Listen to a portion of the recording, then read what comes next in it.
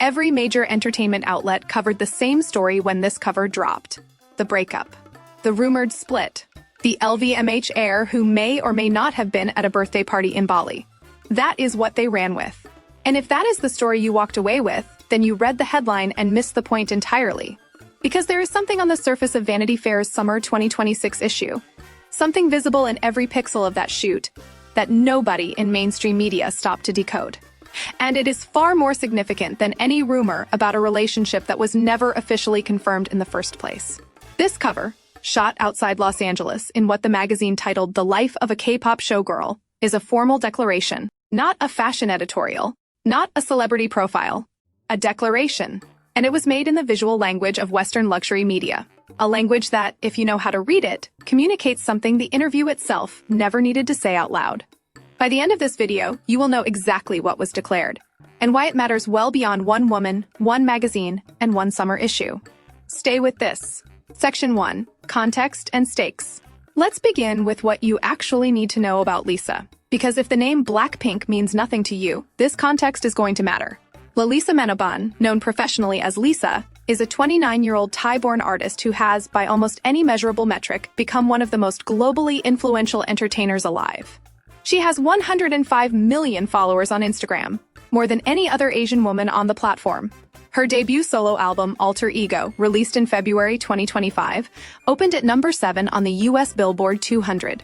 In March of that same year, she became the first K-pop artist in history to perform at the Academy Awards. A month later, she headlined a solo set at Coachella. She made her acting debut in HBO's The White Lotus Season 3. She is a brand ambassador for both Louis Vuitton and Bulgari.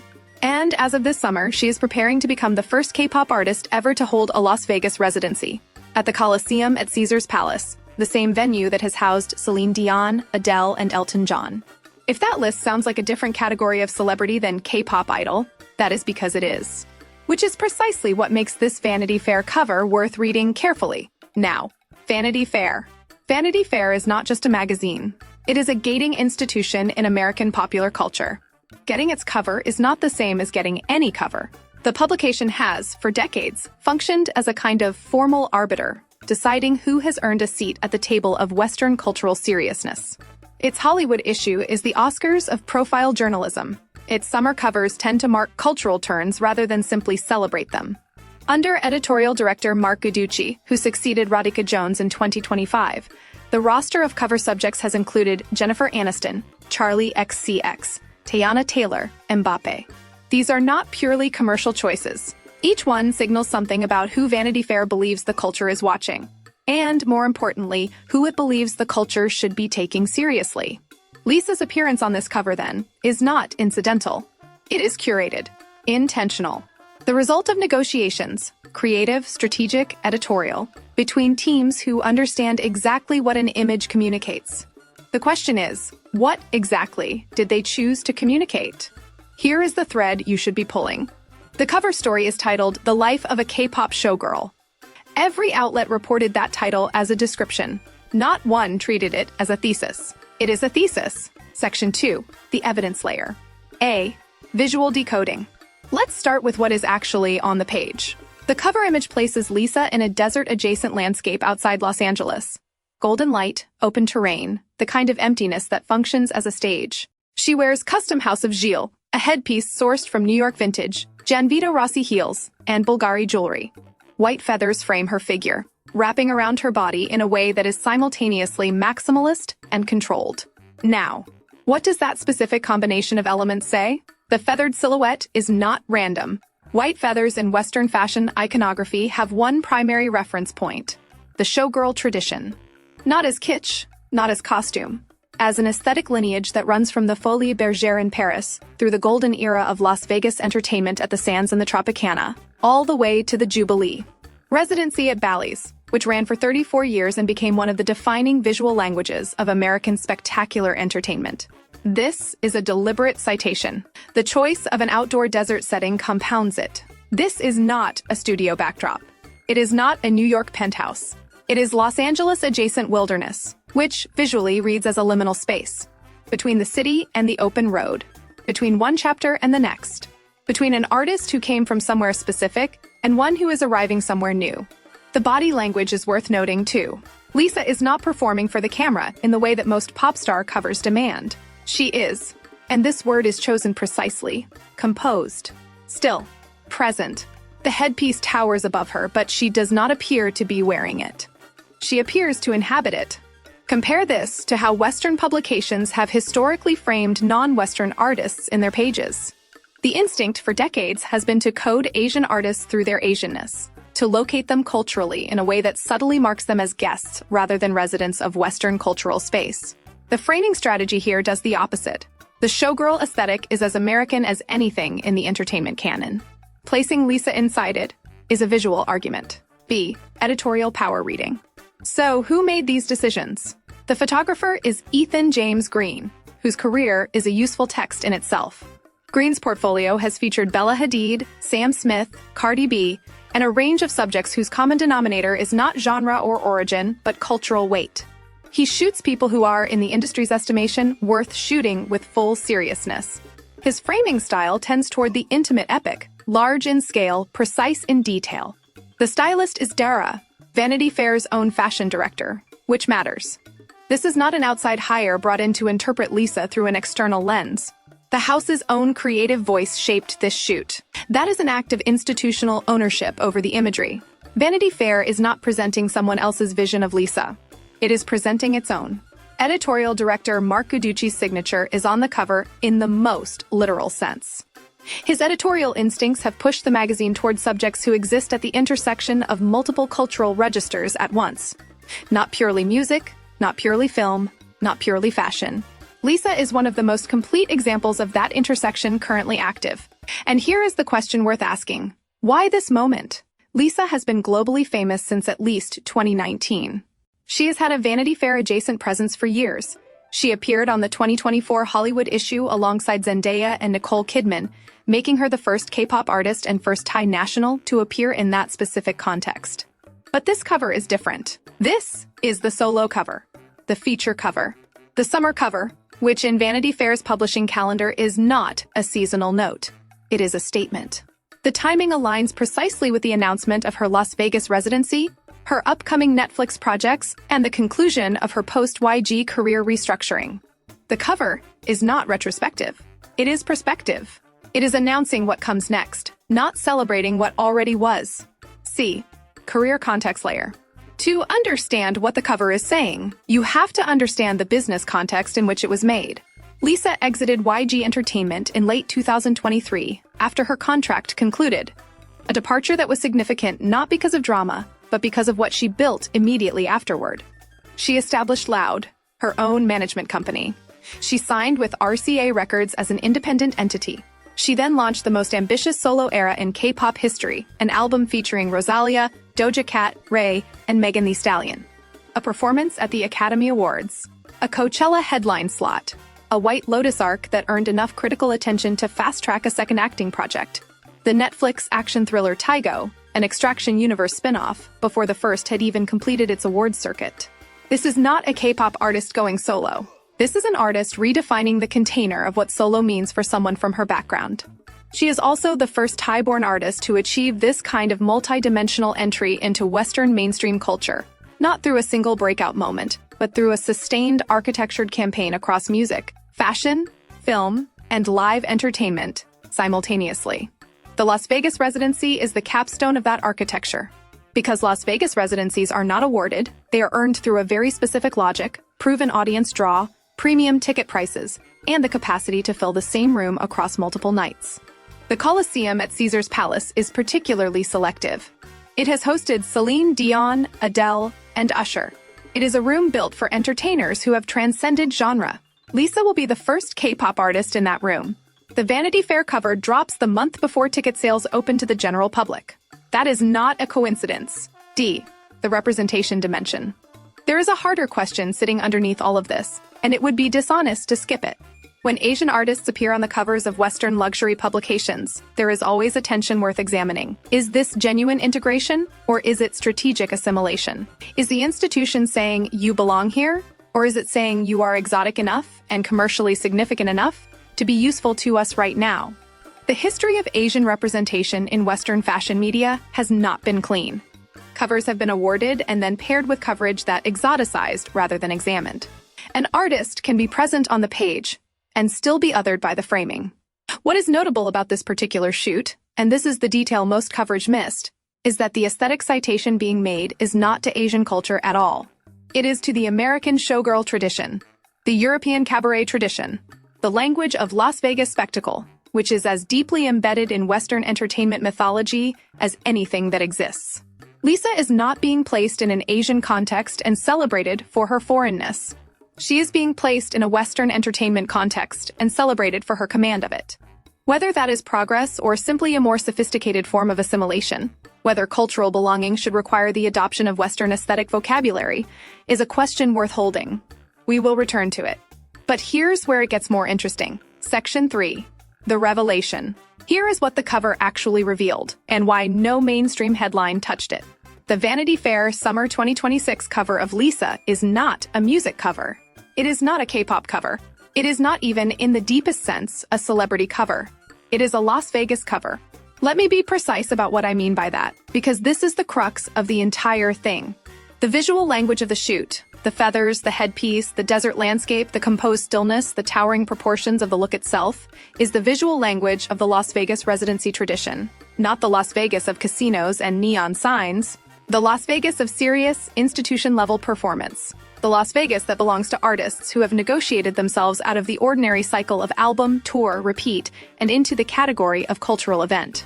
The cover shoot is set outside Los Angeles. But visually, it inhabits a space that is specifically American spectacular, empty, enormous, staged. It is the desert before the city, the backstage before the entrance. It is an artist preparing to walk into a room that has very few names on its door, and almost none of them are from K-pop. Now consider the story's title one more time. The Life of a K-pop Showgirl. Every outlet read that as a description, as Vanity Fair contextualizing Lisa for a Western audience that might not know her genre. And yes, that function is there. But read it again as a formal declaration, and the meaning shifts entirely. Showgirl is not a genre. It is a rank. In the Western entertainment lexicon, the showgirl is not the opening act. The showgirl is the reason the theater was built. The showgirl is Josephine Baker at the Folies Bergère. The showgirl is Liza Minnelli at the Sands. The showgirl is the performer who has absorbed so many different disciplines, dance, music, presence, spectacle, that categorizing them by any single one becomes reductive. Lisa has been a dancer since before she was a singer. Her movement vocabulary is the foundation of everything else she does. Her performance at the Academy Awards, her Coachella headlining appearance, her White Lotus scenes that earned her acting projects before the season had finished airing, these are not achievements in separate categories. They are achievements in a single category that Western entertainment has historically called showmanship. Vanity Fair named it. Here is what makes this more interesting still. When the cover story ran, the coverage fragmented almost immediately into the Frederic Arnault angle, the reported breakup with the son of LVMH chairman Bernard Arnault, whom Lisa had never officially confirmed dating, and whose absence from her Bali birthday celebration in March was treated by some outlets as the story's most significant detail. That is not the story's most significant detail. The most significant detail is that Lisa's publicist reportedly warned the interviewer twice not to raise her personal life. She declined entirely. And the interview, as a result, contains almost nothing about who Lisa is in private, and a great deal about who Lisa is choosing to become in public. That deflection is not evasion. It is editorial control. It is a woman who has spent a decade having every dimension of her life scrutinized, by fans, by media, by the particular intensity that K-pop fandom can generate, choosing, at the precise moment of maximum Western media attention, to redirect the gaze entirely toward her work. She gave Vanity Fair her career. She gave them the showgirl. She gave them the residency, the acting arc, the visual of someone not arriving at the table but already seated at it. She gave them nothing they could use to diminish her. And most of the coverage diminished her anyway, by leading with the one personal detail the magazine had barely touched. That gap, between what Lisa offered and what the coverage reported, is itself the revelation. She presented a fully architected vision of a new kind of artist. The Western media ecosystem, reflexively, looked for the romance angle. The cover saw her. The coverage didn't. Section 4. Broader implications. What does this moment mean beyond one artist and one magazine? The relationship between K-pop and Western media institutions has been, for 20 years, a negotiation conducted largely on Western terms. The institutions decide who qualifies. They set the aesthetic vocabulary. They determine the frame through which an artist is introduced to their audiences. And Asian artists, regardless of their commercial power, have often been presented as phenomena, impressive, unprecedented, and implicitly temporary. A wave that the West is acknowledging, not a permanent feature of the cultural landscape. What has changed is not Western media's willingness to cover K-pop. That willingness has existed since at least BTS's Billboard chart appearances in 2018. What has changed is the nature of the frame being offered. The Vanity Fair cover does not frame Lisa as a K-pop phenomenon. It frames her as an entertainer in the classical American sense, someone whose art form is spectacle itself, in the tradition that runs from the Ziegfeld Follies through Las Vegas through the contemporary blockbuster residency. The K-pop origin is acknowledged. It is literally in the title, but it is not the container. It is the backstory. This is a meaningful distinction. It means the magazine is no longer asking the question, can a K-pop artist be taken seriously in the West? Which was the implicit question underlying most K-pop coverage between 2018 and 2023. It is asking a different question entirely. What is Lisa, specifically, building? And does it fit in our pages? The answer to that second question is yes. And the yes is not conditional on her being from K-pop or despite it. There is still something worth examining in this framing, though. Because the way Western institutions absorb non-Western cultural figures has historically involved a trade, visibility in exchange for legibility. The institution will platform you, but it will do so through its own aesthetic vocabulary, on its own terms, inside its own traditions. The showgirl frame is powerful, but it is a Western frame. Whether Lisa is being given space to define herself or is being elegantly translated into a pre-existing Western category is a question that does not have a clean answer. What is clear is that she navigated it with more control than almost any previous artist in her position. The visual choices are consistent with her own aesthetic. The feathers, the scale, the commanding stillness. The quote she gave the magazine, that on stage she is not pretending to be someone else, just herself with a little more confidence, is not the quote of someone performing for an institution's expectations. It is the quote of someone who has decided exactly who she is and is simply showing up as that person. Now, the prediction. Lisa's next major career chapter will not be defined by music. Her Las Vegas residency will run in November 2026. Her Netflix action film Tygo is expected in late 2026. A Sony Music Vision documentary is in production. A Netflix romantic comedy, written by Katie Silberman, produced by David Bernard, is in development. What she is building is not a music career with acting as a side project. She is building what, in a previous era, would have been called a total entertainer career, one where the disciplines reinforce each other and no single one is primary. The Vanity Fair cover is not the announcement of the Las Vegas residency. It is the announcement of the era, and the era has not yet fully arrived. When it does, the summer 2026 cover will look less like a profile and more like a portrait taken at exactly the right moment. We open this video with a claim that every major outlet covered the same story when this cover dropped, and that they got it wrong.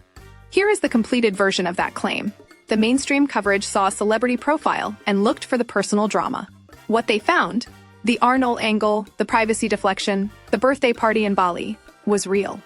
But it was, in the context of everything the cover was doing, beside the point. The point was on the page all along. In the feathers and the desert and the headpiece, and the title that named her a showgirl. In the institutional weight of Vanity Fair placing its summer cover on a woman who, at this specific moment in her career, is building something that does not yet have a name in Western entertainment. That something is a lane. Not K-pop's Western lane. Her own. The real Lisa is not what the interview revealed. It is what the cover, read carefully, announced. There is one question this cover raises that I do not think has a settled answer yet. And I genuinely want to know what you think. Lisa's cover uses the visual and cultural vocabulary of Western entertainment tradition to announce her arrival. Is that a victory for Asian representation in Western media? Or does representation only fully arrive when the institution meets the artist on the artist's own terms, rather than translating them into an existing frame? Drop that in the comments. The conversation is going to be more interesting than the breakup story. If this kind of analysis is what you are here for, subscribe. There is significantly more of this coming. The cover saw her. Now you have too.